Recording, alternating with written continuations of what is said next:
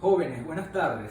El día de hoy nos corresponde realizar un resumen, una microclase sobre tres conceptos que yo considero son fundamentales para el estudio de nuestra asignatura, es decir, el Derecho Civil 1 de las personas. Evidentemente que me estoy refiriendo a las nociones o a los conceptos de persona, personalidad jurídica y capacidad jurídica.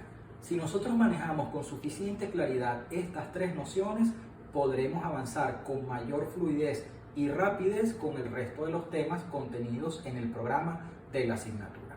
De manera que comencemos entonces abordando la noción de persona y les pregunto, ¿alguno de ustedes recuerda o puede ofrecernos algún concepto, alguna definición de la persona desde el punto de vista normativo o del derecho?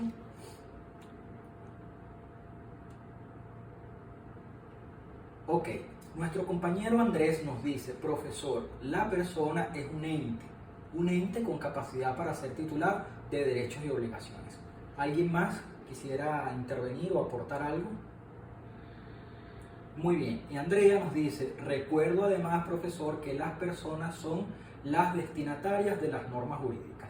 Lo primero que quiero decir al respecto es que los felicito a ambos porque efectivamente tanto la participación de nuestro compañero como la de nuestra compañera son acertadas, son correctas. Cuando nosotros revisamos desde el punto de vista doctrinario la definición de persona, vamos a encontrar que se las define como todo ente o sujeto con aptitud para ser titular de derechos y obligaciones, o dicho de otra forma, como todo ente que puede figurar como sujeto activo o pasivo de la relación jurídica. Y fíjense ustedes cómo va ingresando un nuevo concepto en nuestra conversación que es importante que manejemos, como lo es el de la relación jurídica y sobre el cual podemos hablar posteriormente.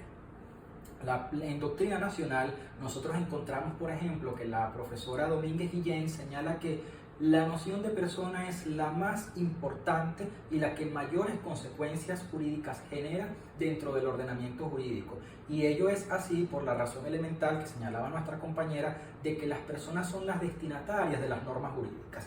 Efectivamente, toda la construcción jurídica, todas las normas jurídicas se crean para regular conductas humanas, para asegurar y garantizar, entre otras cosas, la convivencia social.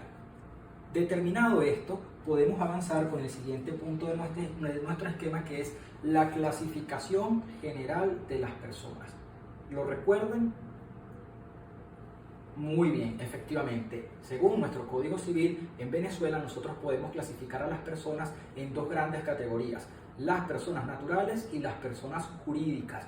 Las primeras constituidas por todos los individuos de la especie humana y la segunda, es decir, las personas jurídicas, morales, abstractas o colectivas, como todos aquellos entes distintos a las personas naturales a las que el ordenamiento jurídico también reconoce personalidad jurídica. Esto nos permite conectarnos con el segundo concepto que quiero que manejemos con suficiente claridad, es decir, el de la personalidad jurídica. ¿Recuerdan ustedes esta noción? ¿Alguien quisiera intervenir?